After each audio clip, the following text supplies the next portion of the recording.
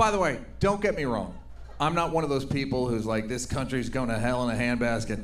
Things used to be better. No, a lot of stuff is better now than it was before. My brothers and sisters, I'm the youngest of 10, they would always bring up TV ratings as like a barometer of how well the country was doing, where they'd be like, 50 million people used to watch Cheers or MASH or All in the Family. Yet the reason 50 million people watched All in the Family is because there was nothing else to do. You either watch All in the Family or go stand in the yard. There was nothing you could do. Also, TV are you out of your mind? TV's never been better. It never will be better. Like, you know what's good? TV, because we binge watch. That's like a junkie word. You know what I mean? I didn't even realize I was a binger till fairly recently. Like, I was watching Stranger Things and I'd watch like a bunch of episodes in a row. And then after the third one, like that pop-up window came on, like new episode in 5, 4, 3, and I was like, let's go. I don't have that kind of time. Let's go, motherfucker. Skip intro. Yeah, I don't fucking need a recap, motherfucker. I just watched 3 episodes, dude. You know who the fuck I am. Things are better. We can solve murders now. They used to not be able to, all they had was just the fingerprint dust, and they were stumped. All you had to do was wear gloves, and you could murder 3 or 4 nights a week if you wanted to. Here's how easy it was to murder. Murderers used to write letters to the newspaper for fun. They'd be like, dear paper, it's me, the murderer.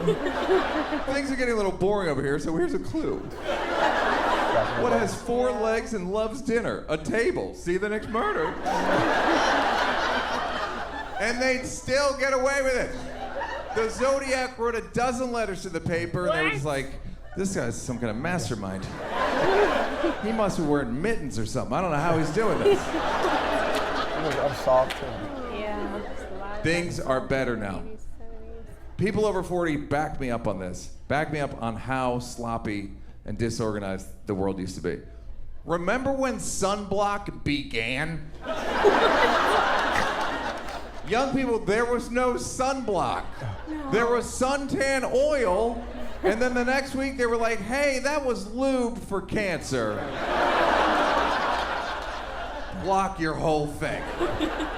White people were getting scorched, is my point. We were getting scorched. As a white person, you'd go outside, you knew it was time to go back in when you were like, do you smell meat? It was you.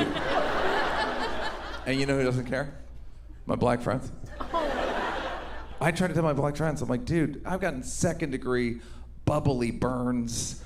White people get skin cancer 30 times more than black people. And all my black friends are like, yeah, Neil, I'm having a hard time finding my passion for this. You know what I'm starting to realize? I'm starting to realize that if you think about it, this is gonna sound crazy, but if you think about it, the sun is basically the cops for white people. Think about it. Following us around everywhere we go, fucking with us because of the color of our skin, killing our cousins for no reason. And then when I tell my black friends that the sun killed my cousin, they're like, well, what was he wearing?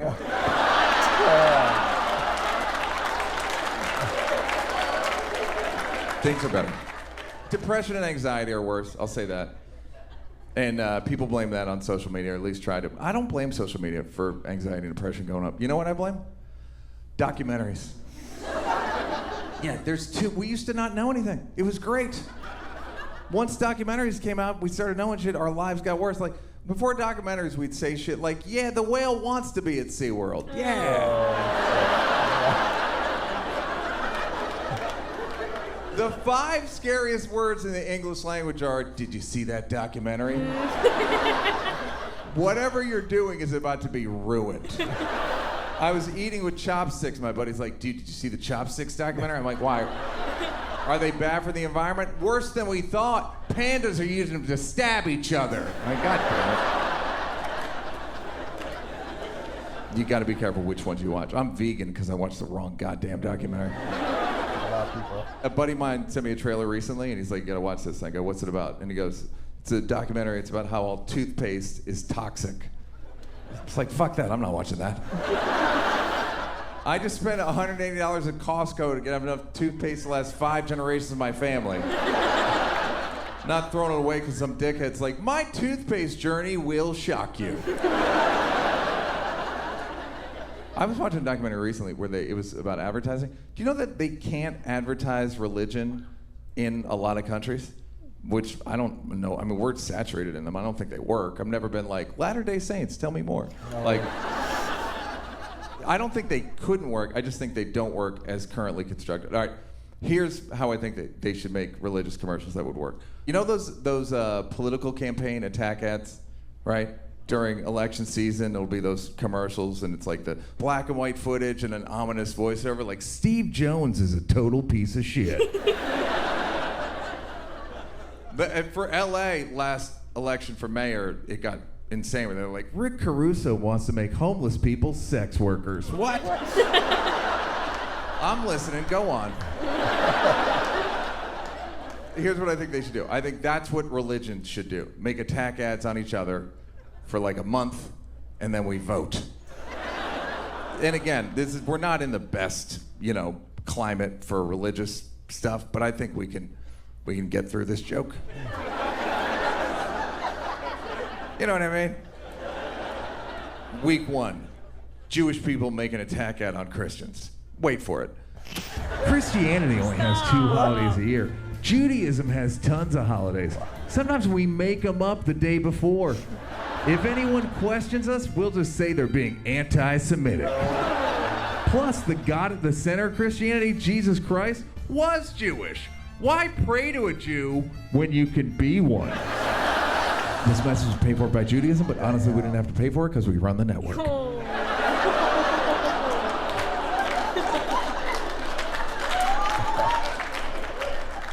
It's not a huge applause break, but Also, if you're mad that Jewish people run TV networks, they invented them. They started the movie business, then the radio business, then the TV business. It's kind of theirs to run. That would be like complaining like, the Italians run salami. Week 2. Catholics make an attack ad on Muslims. Hear me out. Wrote this joke 3 months ago. Different world. Muslims have to pray 5 times a day. Catholics only have to pray when it's super important. Like when they take an STD test. Plus, Muslims make women wear burqas that cover up their whole bodies. Catholicism would never do that. We teach women shame the old-fashioned way, psychologically. Plus, Islam forbids alcohol. Catholicism serves that shit at Mass. Catholicism, we'll bring a little booze, you bring the little boys.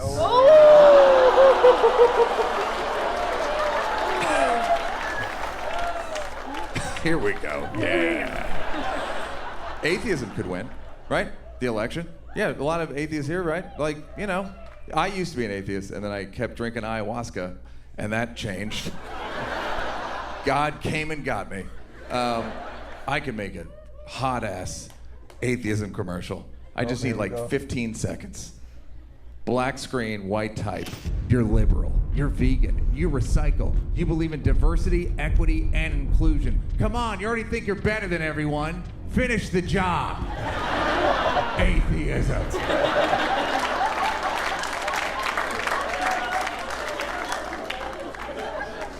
Speaking of religion, did you see the Dalai Lama got in trouble a few months ago? If you don't know the story, the Dalai Lama made out with an 8-year-old. What? I didn't know he was Catholic. Did you guys know he was Catholic? I didn't know. Yeah. People get upset when an important religious figure falls like that. I didn't feel upset at all. I felt liberated. I feel like if the Dalai Lama's a pedophile, we can probably litter. You know what I mean? But I get why people are upset about the Dalai Lama. People need leaders, and a lot of leaders are just worse than they've ever been.